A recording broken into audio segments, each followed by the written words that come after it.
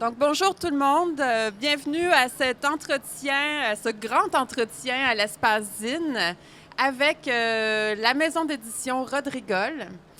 Donc, voilà, Rodrigol, 20 ans de publication autrement. Avec Pascal Angelo Fioramor, Claudine Vachon. Je suis Marie-Paul Grimaldi, qui est aussi poète publié par Rodrigol maintes fois. Donc, je suis en famille. C'est en famille qu'on fait cette rencontre qui nous permet de revenir sur leur parcours. C'est la première fois qu'on est au Salon du Livre. Ça va? Est-ce que c'est troublant d'être au Salon du Livre? Ça va très bien. Je pense que je vais faire un zine avec mon expérience ici.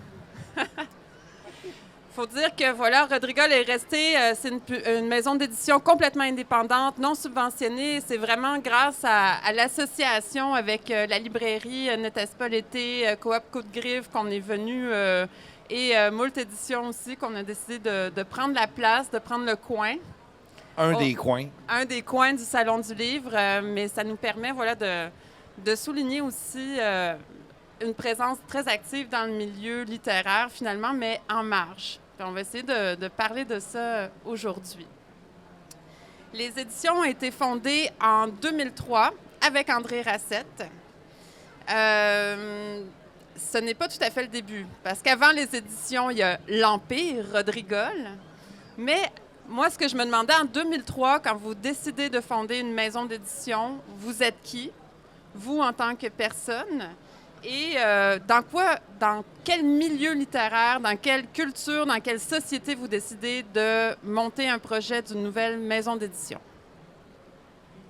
Bien, en fait les éditions officiellement, on est fondé en 2002, mais notre première publication est en 2003. Puis en fait, c'est à l'initiative d'un projet jeune volontaire d'une amie qui avait trouvé un moyen d'aller bomber 2000 pièces pour faire un projet, puis vivre et imprimer un livre à la fois.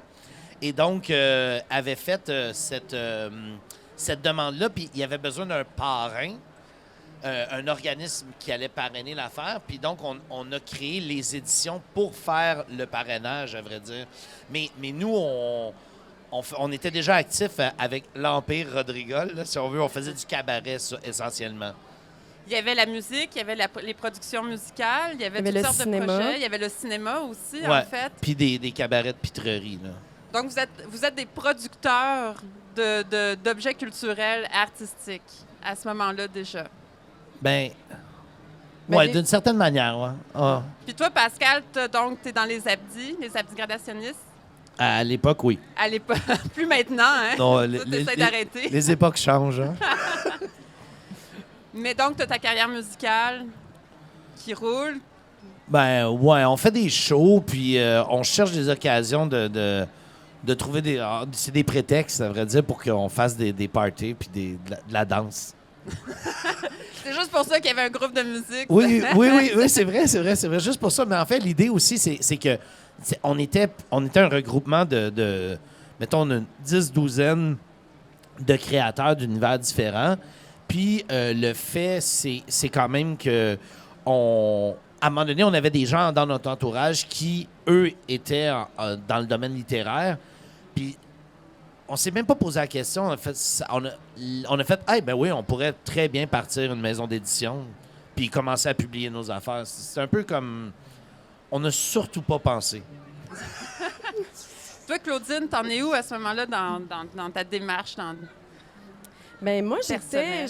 j'avoue que j'ai gravité autour parce que je faisais déjà des sketchs, je montais sur scène, je faisais du texte pour la scène. Fait que c'était tout le temps des petits des courts moments littéraires, mais sinon, j'étais en train de faire ma maîtrise en création.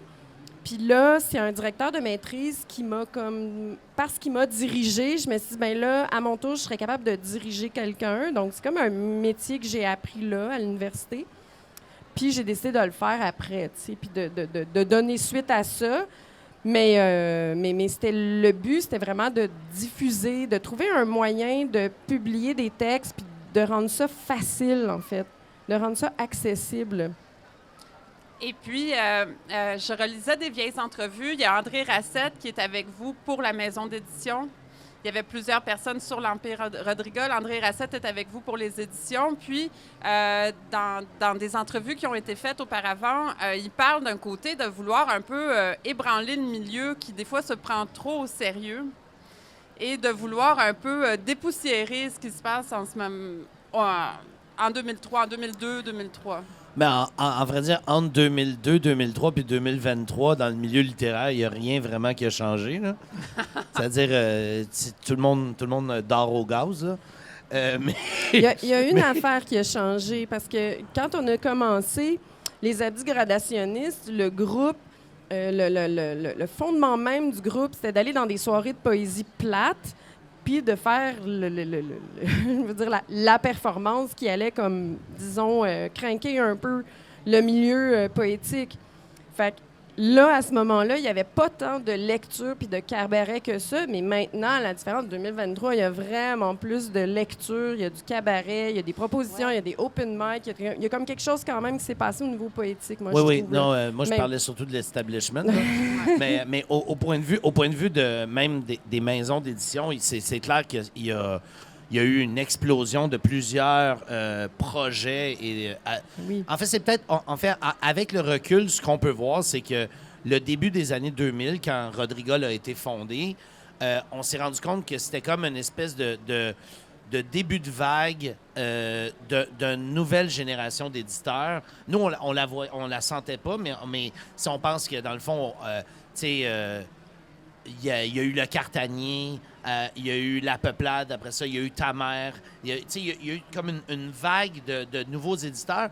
Puis je pense que ça correspond avec le fait que c'était très, très, très difficile, je pense, pour les auteurs de trouver une place dans des maisons établies. Puis le phénomène du zine n'était pas encore aussi présent du côté francophone de la scène au Québec. Donc, l'idée de publication chez les auteurs ou autrices francophones passait nécessairement par les maisons plus établies. Puis, à l'époque, nos premières publications, c'est des gens qui avaient réussi à publier chez Poète de Brousse, mettons, dans le temps des Intouchables, où il y avait des fois XYZ qui ouvrait la porte à certains textes, mais c'était comme assez fermé. Puis, on l'a pas fait en réaction, mais on l'a fait parce que on était capable d'organiser des projets, tout simplement. Mais finalement, en regardant ça avec le temps, il y a ce côté-là qui est apparu, tu sais. Ouais. C'est comme occuper l'espace ou occuper le territoire, peut-être d'une autre façon parce qu'on ne s'est pas posé de questions puis on aurait dû, mais on a quand même... tu sais, c'est un peu comme... on pourrait aller, je sais pas, là, on part, on s'en va à Québec, on va prendre l'autoroute, tu sais, on a comme déjà tout notre chemin d'avance, on sait comment on va faire, mais on pourrait aussi marcher de Montréal à Québec. Donc, on occuperait le territoire différemment, chose qu'on a fait d'ailleurs, Ouais. mais je compare ça à ça. C'est comme si tu disais, bon, mais OK, y a-tu une façon autre qui serait peut-être meilleure même, où je vais plus me mettre au défi, où je vais plus m'évaluer, me jauger, me mesurer, puis que ça donne quelque chose de meilleur, en fait. C'est vraiment ça. Donc, c'est vraiment dans la relation avec la littérature aussi, Ouais. de trouver un autre type de relation qui n'est pas celui de l'institution, en fait, qui est un peu figé à ce moment-là. Puis vous arrivez aussi des cabarets. Il n'y a pas tant de cabarets. On a vraiment beaucoup de scènes de poésie qui existent en ce moment. Mais en début 2000, c'est pas si fréquent. Qu'est-ce qu'il y avait donc? Il y avait la Moi, je vache sais qu'il y avait enragée. mais des cabarets. Je me souviens de soirées de lecture de Exit, des fois, qui pouvaient lever un peu là, autour de la revue Exit. Non, mais... c'est clair que nous, le type de cabaret qu'on faisait où on mélangeait des sketchs, vraiment sketchs, des lectures, la musique, puis des projections de films semi-obscurs, c'est sûr que ça détonnait un peu dans le paysage, là. Les soirées de poésie, il y en avait, mais t'sais, à part le cabaret de la vache enragée, puis certaines petites affaires, mais il y avait les cabarets Wamp du côté anglophone quand même. Ouais. qui étaient actifs, eux autres, un peu plus, à vrai Ouais, dire. mais du côté franco, on n'avait pas cette pratique-là. Cette scène-là n'était aussi pas là, n'était forte, pas existante. à vrai ouais. dire. Et Comme au départ d'Usine, Ouais. au départ de Exposine, c'était la même affaire. C'est, nous, comme Rodrigol, on avait sorti un livre quand on est tombé à Exposine.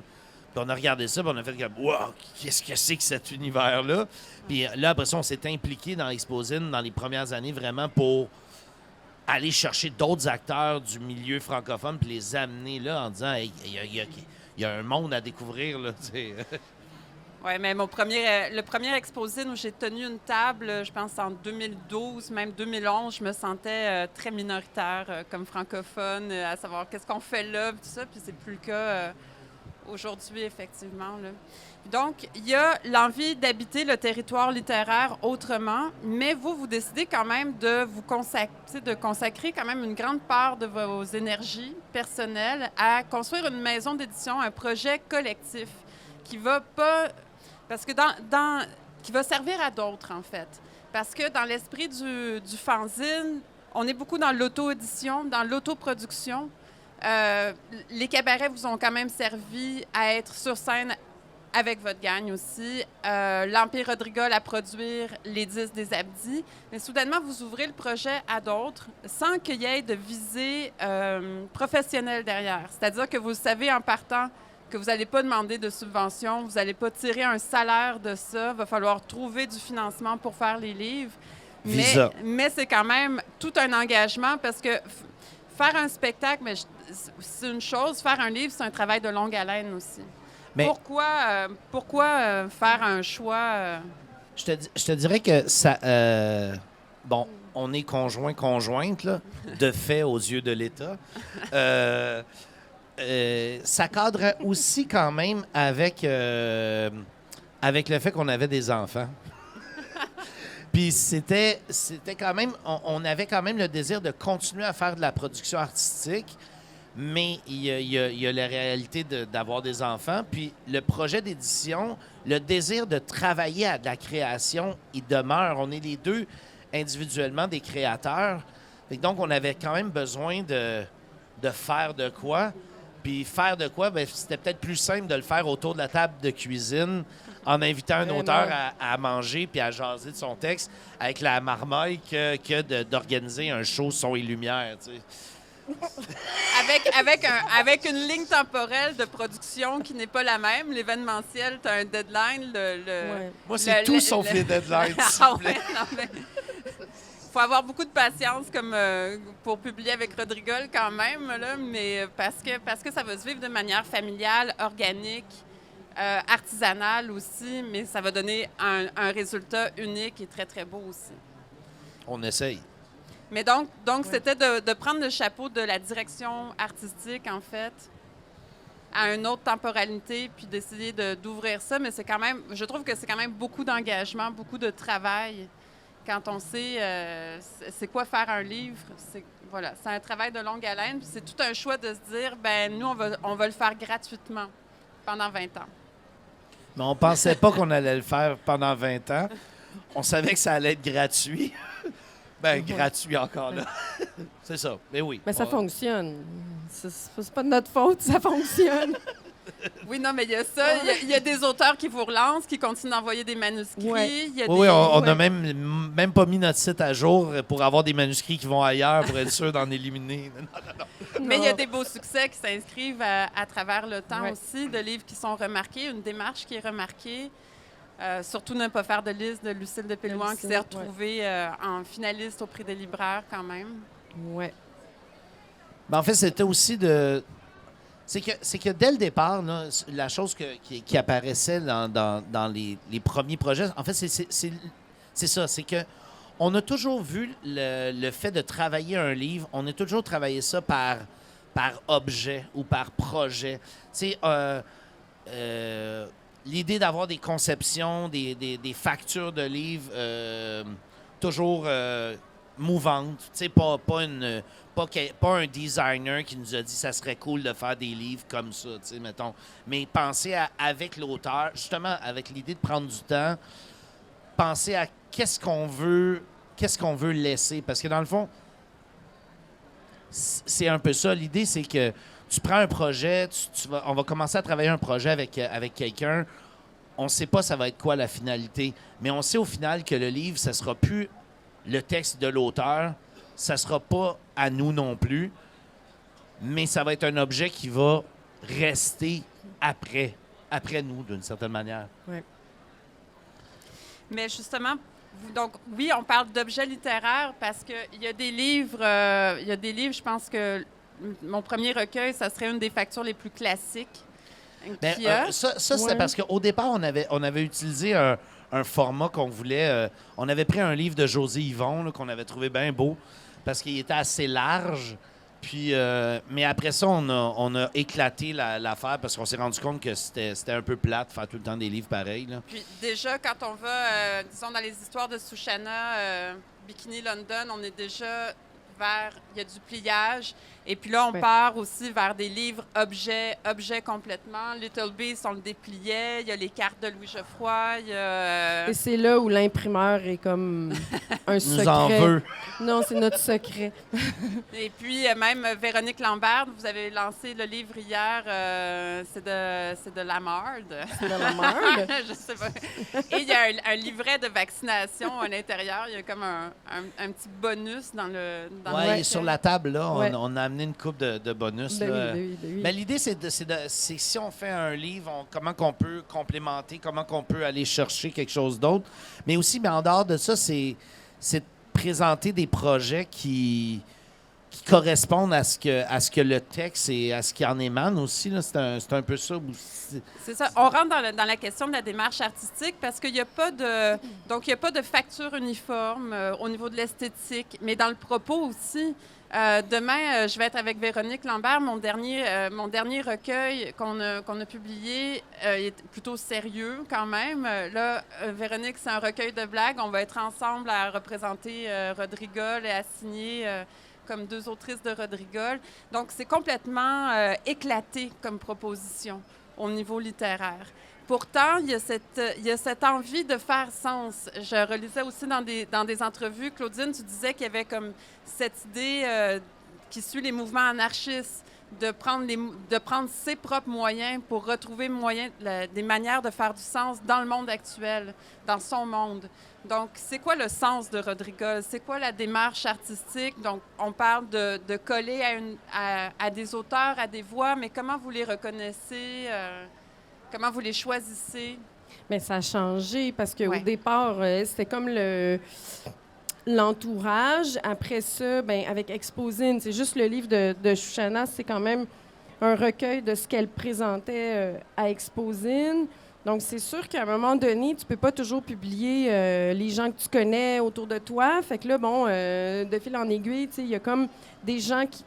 En fait, les éditions finissent par exister par elles-mêmes. Puis là, c'est les éditions qui vont des fois nous amener ailleurs. Parce que nous, on n'aurait pas eu l'idée, mais il y a quelqu'un qui sait qui on est, qui a vu nos livres, qui dit « OK, j'aimerais ça travailler avec toi, j'aimerais ça faire... Fait que dans le fond, c'est comme une dynamique là, qui s'est installée puis qui fait qu'on n'est plus capable d'arrêter. Là. Mais en fait, c'est peut-être ça. C'est peut-être ça la grande différence. C'est peut-être le fait que, avec les années, les éditions sont devenues une entité qui n'est pas moi et Claudine, mais qui existe d'elle-même. Puis, nous, on court après personne. Là. En fait, c'est des gens qui s'identifient à Rodrigol ou au travail qu'on a fait derrière Rodrigol, qui veulent travailler avec nous, puis qui nous approchent. Puis si ça cadre, tant mieux. Puis si ça marche pas, c'est pas plus grave que ça.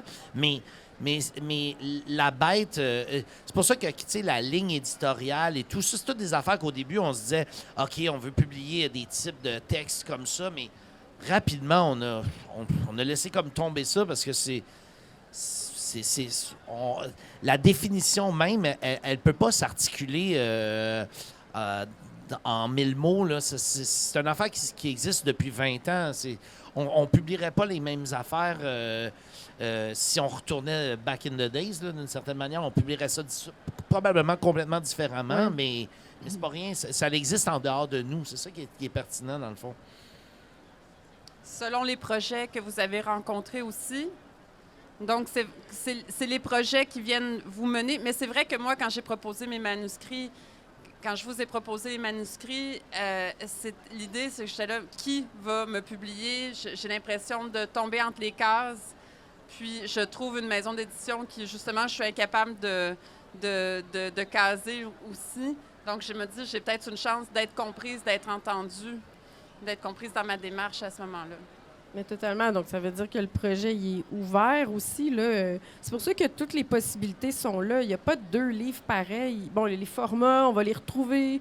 Les couvertures sérigraphiées, il y a quand même une attention qu'on porte sur le papier. On va faire attention. On va, on va faire des objets. Ça ne sera pas laminé. C'est pas un livre, il va avoir une vie matériellement parlant. Là. Il y a vraiment comme une facture... qui est pareil d'un livre à l'autre. Moi, je trouve, là, même si c'est pas tous les mêmes projets, il y a cette attention-là à la matérialité du livre. Mais à part ça, là, plus ça va, plus on fait des espèces de projets, des livres qui font 45 pieds de long, puis là, on les colle, puis là, ça devient un accordéon, puis là, c'est comme, oh, puis là, ça a rapport avec le théâtre, puis là, il y a vraiment comme ça, c'est tellement de possibilités. Ouais, ça, c'est l'effondrement. Donc, il était comme supposé être mis dans une pièce de théâtre. Bien là, évidemment, il y a eu la mort de Simon Drouin, là, qui a avorté le truc, mais la lancée était là. C'est vraiment un livre qui allait être au théâtre, qui allait être mis en scène carrément.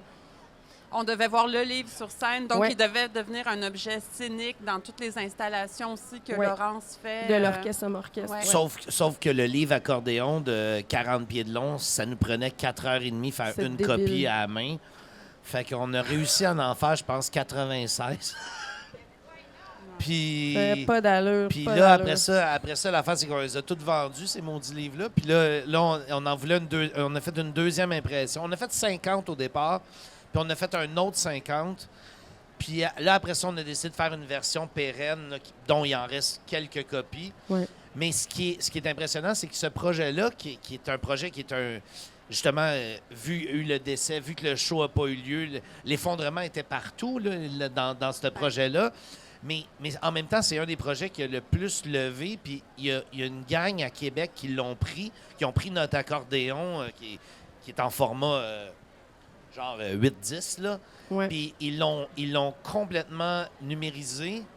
Puis ils l'ont transformé en truc de réalité virtuelle. Puis en fait... Tu rentres dans le livre, genre, puis les pages, ils font 60 pieds de haut, puis tu peux tourner l'accordéon, puis tu as les textes qui sont lus sur chacun des... C'est complètement hallucinant, mais jamais j'aurais pensé que de coller un accordéon sur ma table de cuisine, ça allait mener à un projet comme ça, tu sais. Wow. Mais il y a un aspect vraiment performatif aussi. Ouais. Il y a l'aspect littéraire. On peut parler du rapport de prendre le territoire de la littérature autrement. Mais il y a quelque chose, je trouve que dans le fanzine, en général, dans l'édition indépendante, c'est une parole performée aussi, qui est souvent proche de l'oralité, qui peut s'en permettre, disons aussi. Mais là, vous avez des livres sur la performance, des livres qui font partie de la performance, mais il y a quelque chose aussi de la performance de réaliser ces livres-là, même pour l'imprimeur, parce que surtout ne pas faire de liste de Lucille de Pélouan. Ouais. Mais juste au niveau du type de papier qu'on retrouve à l'intérieur et tout ça, ça demande des défis même pour les réimpressions. Mais je sais pas s'il en reste encore des listes là, ici, là, mais c'est sûr, il y avait comme... on avait comme 8 ou 9 sortes de papiers différents dans les listes qui cadraient avec les textes. Puis j'ai fait des rabats par en bas, par le côté qui ouvre aussi. J'ai fait plein d'affaires compliquées pour l'imprimeur, là, tu sais, mais qui est un défi esthétique aussi pour moi. Mais ça, c'est peut-être aussi l'autre chose qui change au niveau de la production de nos livres. C'est présentement, on assiste à un appauvrissement total des fournisseurs de papier avec la fermeture des moulins, avec les rachats des moulins par des compagnies américaines qui transforment le papier en papier non rentable. Et puis donc, les prix quadrillent. Il y a plein de papiers qui n'existent plus. Fait qu'on se retrouve avec... on parle de standardisation, mais à un moment donné, c'est la source d'approvisionnement aussi s'amenuise là, comme peau de chagrin, là, d'une certaine façon. Ça devient de plus...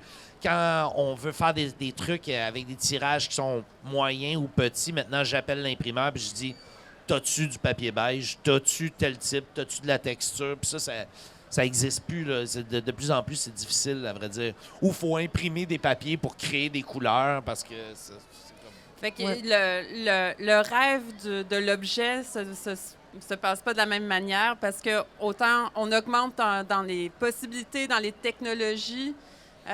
Au niveau du fanzine, il y a vraiment des choses assez pointues qui se font, mais il y a d'autres limites qui s'imposent à la production de l'imprimé. Oui, puis aussi, l'affaire, c'est que nous, on a toujours voulu faire des livres qui se vendent 5, 10, 15, 20. Pas 95$ parce qu'il y a une belle couverture qui a été faite en Alberta. Non, mais ce serait d'autres choses. Bien, il y a, en fait, ça va le rendre encore plus précieux. Il faut vraiment être ingénieux pour faire un fanzine. Là. Genre, je les vois, là. Ils sont tous différents. Il y a quelque chose d'accessible, mais c'est accessible justement parce que tu y vas avec les moyens du bord. Ouais. Tu ne vas pas t'imaginer autre chose que, bon, mais j'ai ça devant moi, qu'est-ce que je peux faire avec ça? Mais c'est un petit peu ça aussi, les éditions Rodrigol. Ah, on va faire des livres, comment on va faire ça? OK, on va se prendre... C'était comme quelque chose d'assez... faut que ça soit simple. Mais il fallait que ça parte des moyens disponibles pour agir, en fait, pour prendre sa place aussi. Fait qu'on a parlé de l'effondrement. Est-ce que... Donc, il y a un rapport à l'événementiel qui est resté. Vous êtes passé de la scène à la production du livre, mais les livres deviennent des petits événements en soi. En fait, mais parce que vous n'avez pas, comme la majorité des autres éditeurs qui sont ici, un catalogue à produire parce que vous êtes subventionné. Donc, il faut qu'il y ait un minimum de tant de titres qui sortent dans l'année, puis tout ça. Donc, vous avez le choix du temps que vous prenez, le choix du projet, mais ça devient des événements. Il y a des lancements. Sur votre parcours en 20 ans, qu'est-ce que vous vous remémorez comme événement autour de... Le lancement des chats dans une animalerie. C'était super cool. C'était vraiment le fun. Ça, donc, le chat, c'est un collectif, des collectifs thématiques sur des thèmes... Je pense qu'on l'a ici, oui, il est ici. Il est cute.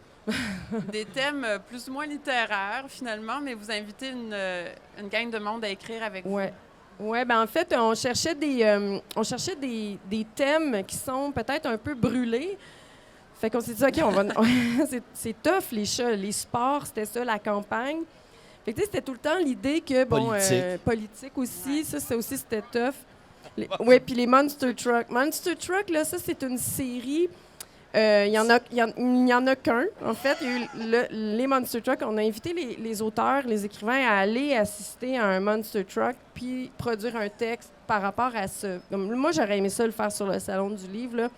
Mais en tout cas, je garde l'idée. Ouais. Ça s'en vient. Puis là, après, on l'avait fait sur le Salon des animaux domestiques. Mais là, je sais pas pourquoi. Ben, c'est ça, on est organique. Ça a comme... On l'a pas sorti. On l'a jamais sorti. Il est dans l'ordi. Il existe, mais il est pas... Mais il y a au moins le collectif sur les chats. Les chats. Fait que là, les chats, c'est ça. C'est plein d'auteurs qui sont venus écrire sur des chats. Même ceux qui étaient plus chiens. Mais c'était juste niaiseux, là. Puis évidemment que le chat, il est vraiment très cruel en littérature. Fait qu'on retrouve de la cruauté dans ce livre-là. Fait que c'est pas juste un petit truc cute. Il y a quand même du stock là-dedans. Là. C'est vraiment... c'est toute une aventure. Fait qu'à chaque fois aussi, c'était de travailler avec plein d'auteurs. Là, qu'est-ce qu'il y a là-dedans? Ça fait longtemps, en plus. Daniel Canty est là. Mylène Bouchard, donc, qui maintenant est à la Peuplade, évidemment. C'est elle qui a fondé la Peuplade. Catherine Cormier-Larose... Simon Paquet, Marie-Hélène Cabana. Donc, c'est... Puis là, vous avez fait le lancement dans une animalerie. Sur le Mont-Royal. Avez-vous servi du vin quand même ou juste des croquettes? Il y a toujours du vin. Parmi les oiseaux, les perruches, les petits chats, tout ça. Ah, c'est drôle. Moi, j'aurais pas dit que c'était ce lancement-là qui est le plus marquant au niveau... soit d'un lancement ou d'un événement ou d'un livre qui fait événement ou... Je pense que parce que dans les premiers titres qu'on a publiés, il y a quand même eu Vagabond à rien, qui est de Sébastien Blais, qui était une espèce de livre troubadour. Qui est notre meilleur vendeur, parce que lui-même, c'est un vendeur, Sébastien. Puis lui, en fait, il voulait pas que son livre soit en librairie. déjà en partant. Fait qu'on était comme OK. C'était un projet winner pour des éditeurs. Ça. Mais il a dit ouais, mais j'ai le char de mon grand-père, puis je vais le vendre sur la route. Fait que finalement, pendant 2 ans, il a erré en faisant semblant. Il rentrait à l'expo agricole à Grimby ou à Saint-Hyacinthe en disant « Oui, j'ai un stand. » Mais c'était tout faux, là. Puis il vendait des livres. Il s'était fait une pancarte poésie à vendre. Puis il couchait dans son champ, mais il en a vendu... Il n'y avait pas le droit, en fait. Il n'y avait pas le droit dans les villes. Les maires ils disaient non, tu n'as pas le droit de vendre. Fait que lui, dans le fond, quand quelqu'un se présentait à sa voiture, il disait OK, il rentrait dans la voiture avec la personne pour vendre le livre dans l'auto parce qu'il ne pouvait pas en dehors de l'auto. Il en a vendu presque 1000, plus que 1000 des livres comme ça. Là. Incroyable, de détermination. Mais moi, je me souviens d'une performance quand les productions RE, Catherine Cormier-Larose faisait la poésie dans les parcs. Ouais. Puis il est arrivé avec la voiture derrière. On avait branché des haut-parleurs chez les voisins. Ouais. Derrière, puis il avait fait la performance sur la voiture. Sur son char, oui. C'est vers la fin, je pense, un peu. Oui, parce que le char commençait... Oui, c'est ça. C'était le retour à la ville. Ça, c'était parce qu'après ça, il a publié un deuxième recueil qui s'appelait Lulu Machine, qui était à propos de tout ce qui s'était passé en vendant les livres, justement, puis toute l'espèce d'histoire autour de cette affaire-là. Là. Ouais. Ça me fait penser aussi de sa manière de vendre dans le char, en cachette, presque de manière illégale. Là. On avait parlé, on avait eu un entretien qui a été publié dans le magazine Spirale ensemble. Tu parlais d'un rapport à la littérature aussi, de cette envie d'être dans le rapport direct, dans la distribution, dans la diffusion du livre, puis même d'un fantasme d'éditeur d'aller vers le samizdat, d'aller vers le livre. Les samizdas, c'est des publications illégales en URSS, donc on se passe sous le manteau. Et que c'est un peu comme ça, mais que pour toi, c'est presque un fantasme au niveau de l'édition de faire une publication qui est révolutionnaire même dans sa distribution, dans sa diffusion. Bien, c'est parce qu'à la limite, c'est qu'une maison comme nous, même en ayant un distributeur, on tombe un peu dans les cracks. Parce que, tu sais, dans le fond, il ne faut pas se leurrer, là, tu sais, l'éditeur qui publie 8 livres par saison ou 12 livres par saison, le représentant va parler de ces livres-là, va en parler au libraire, il va avoir une occurrence en librairie. Nous, on sort 2 livres par année, des fois, là, quand on est en forme, des fois 3. Puis tu sais, notre boîte, elle sert à tenir la porte du troc ouverte, là. Puis on réussit à en placer 75, puis c'est donc extraordinaire. Fait que de plus en plus, ce que ça nous amène à dire, en même temps, quand on travaille ici, quand on fait un truc avec Exposine ou quand on fait des salons où on est derrière la table puis on parle de notre production, ça va super bien. Quand on fait des lancements, hier, au lancement de Véro, on a vendu presque 150 copies. Fait que, tu sais, est-ce que, dans le fond, si on veut continuer à faire de l'édition véritablement autrement, on doit s'accrocher à un système comme ici où on ne peut pas, juste parce que ça fait 20 ans qu'on fait ça, continuer à le faire pendant une couple d'années, mais créer une façon de diffuser nos ouvrages complètement en marge de ce genre et dire, bon, ben nous autres, on fait un événementiel, on sort le livre de Madame là, puis on en fait 200 copies, puis si t'es pas au lancement, ben tu n'auras pas du livre, c'est clair? Puis c'est fini là, après ça, on passe à d'autres choses. Non, mais c'est pas plus grave que ça, là. Il y a personne qui meurt si son livre n'est pas dans toutes les librairies de Chicoutimi, là. Non, mais c'est agréable. Moi, j'apprécie que mon livre aille rejoindre des personnes plus loin. J'étais contente qu'à Point de suspension, ce soit les premiers à dire « On a reçu le livre de Marie-Paul. » Ah, ils l'ont reçu? Oui, elle a fait une petite publication. Mais j'étais contente parce que je suis contente de partager, en fait. J'ai pas envie nécessairement... Donc, tu sais, il y a une envie de diffusion qui est juste de rejoindre les gens. Mais est-ce qu'il faut, selon vous, que ça reste subversif? Non. Est-ce qu'il faut que la littérature soit subversive? Là, quand on est avec les chats, est-ce qu'on est dans le subversif? Est-ce que c'est ça le but d'être alternatif? Non, si tu es alternatif, c'est peut-être parce que ta manière de fonctionner n'est pas officielle, n'est pas mainstream, mais ça ne veut pas dire que les façons... Une façon n'exclut pas l'autre. Jamais, jamais, là. Mais c'est juste que moi, si personnellement, j'aime ça, proposer moi-même le livre que j'ai fait à quelqu'un parce que je me dis potentiellement, tu pourrais aimer ça. bien, je trouve que le rapport est beaucoup plus intéressant que d'aller chercher un intermédiaire qui pourrait peut-être le vendre, c'est sûr, qui pourrait très bien me représenter, mais on dirait que j'ai l'impression que je vais mieux servir la chose, moi. C'est comme ça, là. Mais en fait l'idée, c'est que avec les années, quand même, Rodrigol, vu qu'on a fait pendant des années nous-mêmes la distribution, ben à point de suspension, ils nous connaissent, tu sais.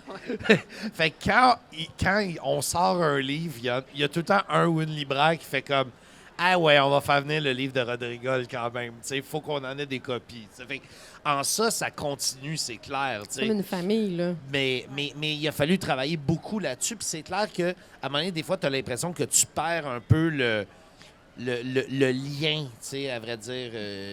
Tu as l'impression que tu peux perdre un lien, tu sais, dans le temps avec les points de vente ou avec les... en fait, c'est pas notre manière, c'est pas juste cette façon-là. Il y a plusieurs façons, je pense, de le... Mais c'est plus long quand tu y vas toi-même. Il faut se promener. Là. On parlait du livre de... On parlait du livre tantôt de Lucille qui a été amené au prix des libraires. Bien, il a bien fallu qu'il y ait des libraires qui laissent ce maudit livre-là pour qu'il soit mis dans ce prix-là. Mais en même temps, ça s'est complètement transformé. T'sais. Avant, on envoyait 45 livres à des services de presse pour avoir peut-être une mention à quelque part dans un calendrier. Maintenant, tu envoies ça à 12 Instagrammeuses, puis t'es pogné avec genre des demandes partout. La diffusion a complètement changé de bord aussi. Là, la critique littéraire qui est presque inexistante aussi, où on fait pas nécessairement On fait de l'exposition des livres, on montre des produits. Là. C'est ce qu'on fait maintenant. On les photographie avec la tasse de café à côté, voilà. Ouais.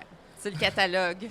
Le catalogue IKEA de... Ouais. Là, on serait un peu dans l'IKEA ici de ici, la littérature. Les tablettes, mais ils ont verni. Là. Oui. Mais le Salon du livre, ça pourrait avoir un rapport à ça. Parce qu'on est dans l'hyper-production en même temps du littéraire. Mais on veut faire du comfort aussi. On veut que ça soit paisible, que ça soit... Mais déjà, l'espace ici, c'est complètement différent. Oui. C'est un petit peu ça, là. L'espace ici, comme, OK, on place nos chaises comme on veut, il y a un souffle. Mais là, on regarde cet espace comparé à les panneaux, les petites cases, les cubes. Tout est bien seté pour que ça soit super efficace. Ça, je le comprends. Mais il n'y a plus... on le retrouve même dans les librairies indépendantes. On le voit, là, comment les espaces sont aménagés. On a l'impression d'être un petit peu chez soi. Il y a quelque chose de plus humain, de plus organique, de plus sympathique. Mais vous, alors, qu'est-ce que... Tu sais, c'est des grandes questions, mais qu'est-ce que vous aimez dans la littérature encore? Puis c'est quoi le rôle, selon vous, c'est quoi le rôle de la littérature dans nos vies? Moi, c'est majeur. Je suis prof de littérature. Ouais. Fait que moi, maintenant, mon combat, il est là.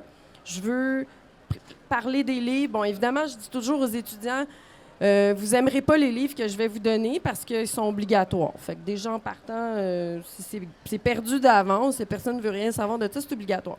Mais à côté, j'en suggère plein. Je n'arrête pas et je fais partie du prix des littéraires des collégiens. Fait que je lis énormément de romans. Puis là, quand je lis les romans, c'est des romans actuels, c'est des romans de maisons d'édition que j'aime vraiment beaucoup, La Peuplade, pour ne nommer qu'elle. Puis là, je vais comme diffuser le livre de cette façon-là. Fait que moi, j'ai un amour de la littérature. C'est pas parce que j'ai une maison indépendante que je regarde pas ou que je vais pas visiter un peu ce que les autres font. Je sens que je fais quand même partie de l'équation. Fait que je vais pas... je boude pas mon plaisir, là. Puis il se fait vraiment... On a du foutu bon stock, là. Ouais. Toi? À toi. Moi, j'aime le vin dans les vernissages. C'est tellement ingrat. Pique-assiette.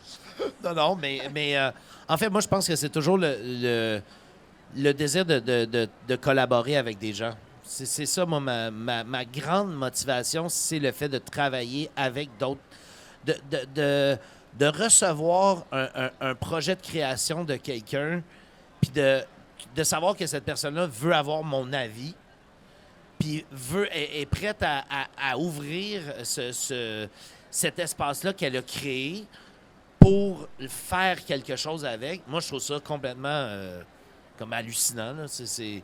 C'est quelque chose que je me sens très privilégié d'une certaine manière. Puis je pense que c'est ce qui me motive. C'est la seule chose qui me motive. Après ça, essayer de trouver une façon de rendre cette chose-là le mieux que je peux, dans les meilleurs moyens, dans les meilleures choses. Puis après ça, on verra. Ça va exister de soi. Là, donc, vraiment, la pulsion, on pourrait dire que c'est une maison de création presque plus une maison d'édition, de la manière dont vous en parlez, parce que c'est vraiment l'idée, c'est d'être au cœur de la création puis de tout ce qu'elle implique dans les collaborations, dans le choix matériel aussi, dans les choix esthétiques. Donc, on devrait changer de nom. Oui, maison de création. De paroles, à partir des mots. En tout cas, là, ça devient compliqué. Oui, c'est ça, me semblait aussi. Tant qu'on va pas vers le mot créatif, moi, je suis correcte. Ah oui, t'aimes pas ça, le mot non, créatif? pas tellement, non. Tu te sens pas... Des créatifs. Des Non, créateurs d'idées. Non, mais ça, parce qu'on tombe à ce moment-là dans le marketing, dans le publicitaire, presque. Mais donc, la littérature, c'est de l'édition, c'est intéressant parce qu'il y a beaucoup ici, autour des fanzines, il y a cette idée. Hier, on parlait de projet politique derrière, le projet de faire, justement, ou soit de débranler la littérature, un milieu, une société, de s'inscrire là-dedans. Puis, c'est pas ce qu'on entend de votre discours en même temps, même si tu as parlé de soirées plates, que vous veniez de soirée de poésie plate que ça, vous c'était une veine plus jeune, pas d'enfants, tout montant, disponible. Là, t'as comme une drive. Là, la drive, évidemment, on y va avec l'énergie qu'on a. Là. Mais des fois, je vais collaborer avec des plus jeunes. Juste les étudiants, ils sont plus jeunes, ils sont tellement disponibles pour tout le temps. Ils veulent, ils vont s'impliquer. Puis là, moi, je trouve ça complètement miraculeux. Je suis plus là. Moi, là, tout est chronophage dans ma vie. Fait que l'idée, c'est aussi de s'associer avec différentes énergies, avec toi, avec Véro. À chaque fois, il y a quelqu'un qui amène quelque chose de nouveau. Fait que c'est de la création, là. Mais oui, tout à fait, mais dans le sens que le projet politique, il est pas derrière, en fait. Il est porté dans la forme même de votre démarche artistique, en fait. C'est qu'en faisant des choix artistiques particulièrement intègres, où la littérature, elle reste humaine, où l'art reste au cœur du projet sans aucune visée commerciale, bien, ça vous pousse à faire de l'alternatif, ça vous pousse à faire des choses différemment, puis à sortir du système et de l'institution. Mais c'est clair qu'on on considère pas les impératifs financiers dans le fait de faire des livres. C'est déjà quand même une bonne chose, tu sais. C'est-à-dire qu'on va payer les droits d'auteur, on va payer le livre à l'imprimeur pour qu'il continue de vouloir imprimer des livres, mais après ça, le reste, on s'en fout. C'est les libraires vont faire l'argent quand ils vont vendre les livres, tout le monde va avoir ses affaires, mais Rodrigol génère pas d'argent. Rodrigol, il génère de l'argent, sinon juste pour poursuivre l'aventure, mais pas pour nous payer ou pas pour. Fait en étant déjà complètement hors de la grille commerciale, ben ça nous permet de continuer à faire comme on l'entend les choses. Ouais, c'est un peu ça. De garder la prise de liberté. Puis mais c'est ça aussi, c'est pas nécessairement de dire on va faire de l'édition pour changer le monde, mais Rodrigol a changé aussi, a eu un impact. Je pense que d'autres maisons d'édition aussi, il y a eu un effet d'entraînement dans les 20 dernières années aussi. Quand tu vois que d'autres le font, tu te dis c'est possible. Oui. On peut aussi s'organiser et porter un projet éditorial. Puis à ce moment-là, il y a eu cet effet d'entraînement-là. Donc, Rodrigol a quand même changé aussi, en un sens, le milieu littéraire. Puis il y a eu de l'impact en permettant à certains projets d'exister qui n'auraient pas pu être ailleurs ou pas dans la forme aussi libre qu'on les a vus arriver à Rodrigol, en fait.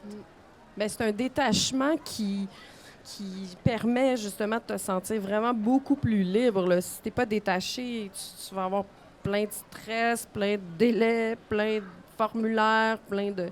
Puis là, à un moment donné, tu vas peut-être être même étranglé. Tu vas dire, OK, il faut absolument que je sorte 4 titres. Puis là, tu vas aller racler quoi? Là? Qu'est-ce qui va se passer si c'est pas ça qui va être proposé?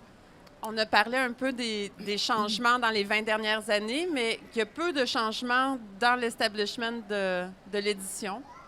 En fait, il y a des changements au niveau de la production. Il y a eu l'explosion de fanzines, de production indépendante. Il y a quand même plus de maisons indépendantes. Et des cabarets aussi. Et des cabarets, donc d'une vitalité, puis de gens qui ont envie, puis qui est très particulière au Québec. aussi dans la francophonie, dans le sens qu'en France, c'est pas là, c'est extrêmement marginal. Les fanzines sont radicaux, voire beaucoup plus violents aussi. Hein, dans la facture, il y a eu un salon autour de l'exposition sur Henriette Valium à Marseille. Et c'était vraiment pas du tout les mêmes productions qu'on a à Exposine aussi. Non, la pression politique est énorme dans la fabrication. C'est beaucoup plus radical, à vrai dire. Oui, et ici, mais il y a une vitalité qui est propre au Québec, dans le sens qu'on fait de la littérature vivante. Puis on a ce rapport-là très, très vivant à la littérature qui est absolument formidable. Mais est-ce que vous avez le goût de continuer en tant que Rodrigol? Puis aussi, est-ce que vous diriez aujourd'hui, on lance une maison d'édition aujourd'hui, fin 2023?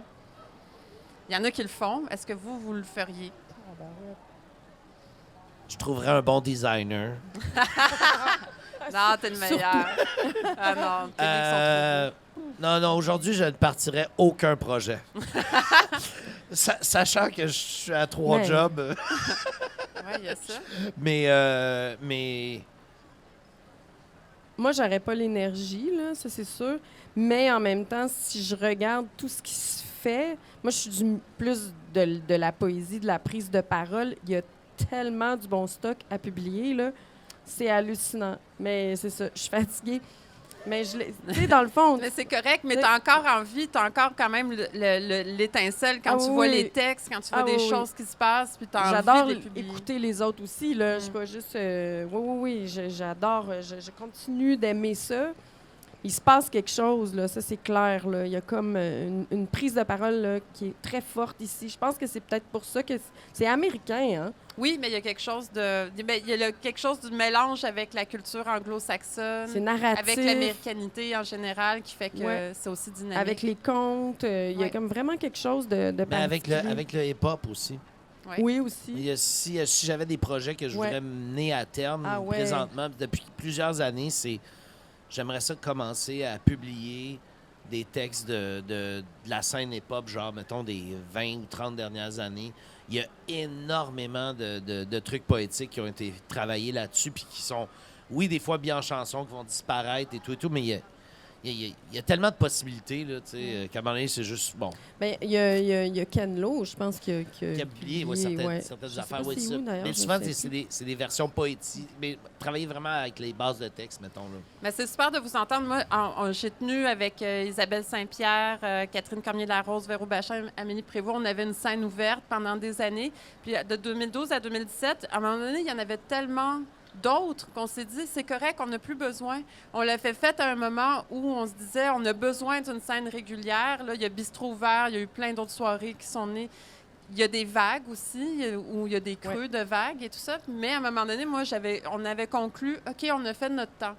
Puis on va pas se battre pour continuer à le faire absolument. Puis je trouve ça super que vous dites qu'encore vous voyez des choses que vous avez envie, que le désir de l'édition reste vivant, en fait, en fait, je pense qu'on se pose quand même beaucoup de questions. Là. C'est clair. Puis tu m'aurais posé cette question-là il y a 2 ans, puis je t'aurais dit on va tirer ça à la plug. Mais on a comme décidé qu'on allait un peu faire la paix avec ça, puis qu'on allait publier des affaires. On allait continuer à faire ce qu'on fait. Pas se mettre plus de pression, pas essayer de jouer quelque chose de peut-être qui va nous dénaturer ou quelque chose du genre. Puis à un moment donné, on va arrêter, on va se faire frapper par un autobus ou quelque chose du genre. Anyway, fait que... Mais je veux dire, il y a eu le lancement. Là, vous êtes énergisé aussi, hein, je pense, par les sorties de livres, puis l'enthousiasme. Il y a un cabaret demain. Surtout le cabaret. Il y a un cabaret demain soir, un cabaret Rodrimou. Alors, de Rodrigol et Moult, au Cheval Blanc, de 19h à 21h. On fait ça pépère. Oui, c'est un cabaret pour les petits vieux. Là. On va être couché à 10h. Mais avec beaucoup de choses indociles et débridées qui se préparent. Du sketch. Et des choses plus sérieuses. Voilà. De tout, un cabaret. Un cabaret avec de tout.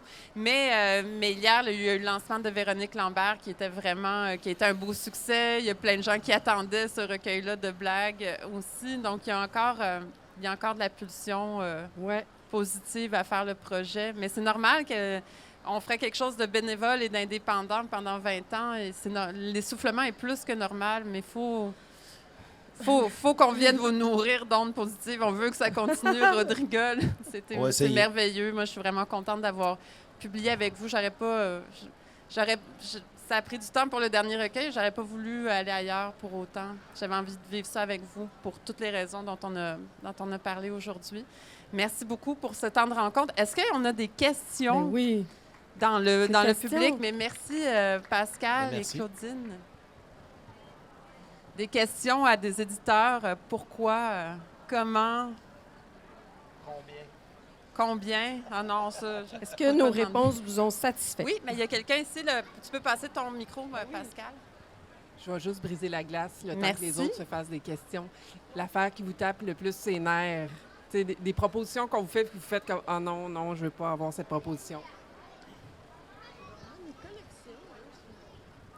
Des propositions inappropriées. Là, pour des Rodrigo. Choses vraiment Quand tu parles que Ah, Rodrigo, c'est tellement éclaté. Là, Ben, en fait, c'est pas... Il n'y a pas rien que je ferais « Ah non, ah non », mais à travers le temps, on a reçu... On en a moins maintenant, OK? Mais pendant un bout de temps, on recevait des manuscrits. On a reçu beaucoup de manuscrits de type nouvelles croyances, religion, nanana.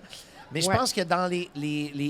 Puis là, des fois, on gardait une page parce qu'on se disait « Ah, ça, c'est quand même exceptionnel. » là. Fait qu'on a comme une collection qu'on a faite de trucs qu'on a gardés, qu'on fera jamais rien avec, évidemment, là, mais juste pour notre plaisir. Mais à un moment donné, on avait un texte sur une transplantation rénale.